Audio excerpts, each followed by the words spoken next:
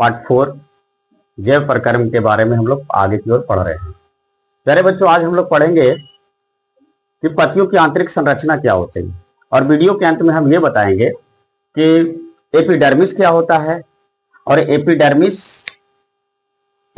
क्या होता है, और इसमें ये बताएंगे कि क्लोरोप्लास्ट कहाँ पाया जाता है और क्लोरोप्लास्ट में क्या पाया जाता है। इन सारी बातों को हम लोग वीडियो के अंत में करेंगे। सबसे पहले हम लोग जानेंगे कि प्रकाश संश्लेषण का स्थान क्या होता है। कल हम लोग पढ़ा था कि प्रकाश संश्लेषण किसे कहते हैं, आज हम लोग पढ़ रहे हैं प्रकाश संश्लेषण किसे कहते हैं। अगर आपने इससे पहले वीडियो को नहीं देखा है तो प्ले लिस्ट में जाकर जरूर देखिएगा, क्योंकि आपको एग्जाम में 5 नंबर जरूर दिलाएगा। तो आज हम लोग पढ़ेंगे कि प्रकाश संश्लेषण का स्थान क्या है। प्रकाश संश्लेषण की प्रक्रिया के अंत तक क्लोरोप्लास्ट में ही होता है। प्रकाश संश्लेषण की प्रक्रिया जो है वो अंत तक, यानी कि भोजन जब तक नहीं वो बना लेता है पेड़ पौधे, ये अंत तक किसमें होता है? क्लोरोप्लास्ट में ही होता है। पत्तियों में पहली सेट तथा स्पंजी पेरेन्काइमा में ही क्लोरोप्लास्ट भरा हुआ होता है। जैसे आप इस फिगर को आप देख लीजिए, इस फिगर पर आप देखिए कि पत्तियों की आंतरिक संरचना दिया हुआ है। पत्तियों की आंतरिक संरचना की ऊपरी भाग जो है इसको हम लोग एपिडर्मिस कहते हैं। क्या कहते हैं? एपिडर्मिस। और एपिडर्मिस के ठीक नीचे वाले भाग को पैलिसेड कहा जाता है, और इसी पैलिसेड में क्या है? क्लोरोप्लास्ट पाया जाता है। क्या पाया जाता है? क्लोरोप्लास्ट पाया जाता है। और क्लोरोप्लास्ट में क्लोरोफिल पाया जाता है। और क्लोरोफिल जो है पेड़ पौधों में क्या है? पत्तियों को हरा रखने में और प्रकाश संश्लेषण में सबसे महत्वपूर्ण भूमिका निभाती है। आप यहां देख सकते हैं कि पत्तियों में पैलिसेड तथा स्पंजी पेरेन्काइमा में क्लोरोप्लास्ट भरा रहता है। क्लोरोप्लास्ट में क्लोरोफिल वर्णक पाया जाता है। इसी में क्या है? क्लोरोफिल वर्णक पाया जाता है, क्योंकि अधिकांश पौधों के पत्तियों में ही पाया जाता है। पत्तियों को प्रकाश संश्लेषी अंग कहा जाता है।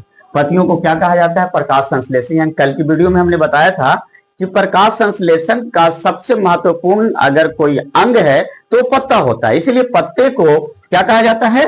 प्रकाश संश्लेषी अंग कहा जाता है। पत्तियों की बाह्य त्वचा को एपिडर्मिस कहा जाता है। क्या कहा जाता है? एपिडर्मिस। आप इसको देख सकते हैं, इसे क्या कहा जाता है? एपिडर्मिस कहा जाता है। पौधों के पत्तों से पानी बाहर निकलना वाष्पोत्सर्जन कहलाता है। इससे पौधों में पानी का संतुलन बना रहता है। क्या होता है कि जब पौधों में पानियां ज्यादा हो जाती हैं तो वो क्या होता है? पत्तों में जो रंध्र होती है वो क्या होता है? खुल जाता है, और खुलने के दौरान वो क्या होता है? सूरज की प्रकाश से वो क्या होता है? पानी का वाष्पोत्सर्जन हो जाता है। यानी पानी जो होता है वो भाप बन के बाहर निकल जाता है। उसी को हम लोग क्या बोलते हैं? वाष्पोत्सर्जन। आप इस तस्वीर को बिल्कुल आप देख सकते हैं। ये पत्तियों की आंतरिक संरचना है और इसमें ये दिखाया गया है कि ये एपिडर्मिस है। ये क्या है? एपिडर्मिस है। पत्तियों के ठीक ऊपरी वाली भाग को एपिडर्मिस कहते हैं। और इसी एपिडर्मिस में क्या होता है? रंध्र या स्टोमाटा पाया जाता है, जो छोटे छोटे छिद्र के रूप में होते हैं। और उसी छिद्र से क्या होता है? गैसों का आदान प्रदान होता है। गैसों का आदान प्रदान करने का मतलब क्या होता है? जैसे अगर मान लिया जाए कि छोटे छोटे छिद्र हैं, ये बाहर से क्या होगा? कार्बन डाइऑक्साइड को क्या करेगा? ये ग्रहण करेगा, और इससे क्या होगा? ऑक्सीजन को ये क्या करेगा? मुक्त करेगा। क्या करेगा? ऑक्सीजन को बाहर निकलेगा। कभी कभी क्या होता है कि जब पेड़ पौधों में पानी की मात्रा ज्यादा हो जाती है तो पत्तियों में जो स्टोमाटा है वो फूलती है। क्या होती है? फूलती है।